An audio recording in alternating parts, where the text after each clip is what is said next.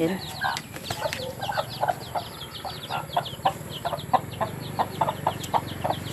เอาย่างไปดูย่างไปดูขาเสียสินเอาย่างไปดูเอาเด้อย่างไปโอ้เอาขาแข็งตัวนี้งานได้แล้ว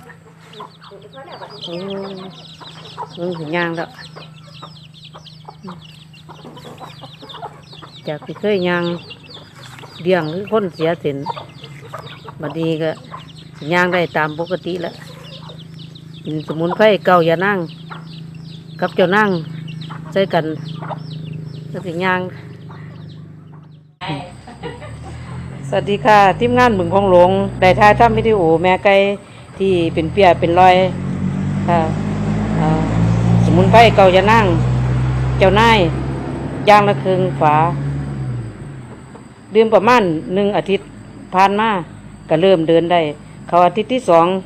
2ก็เริ่มเดินได้ตามปกติหายดีแล้วตอนนี้ยังก็สิปลาลูกแลนน้ำเบาสมุนไพรเก่าอย่านั่งเขาดีเด้อค่ะเด้อขอบคุณค่ะ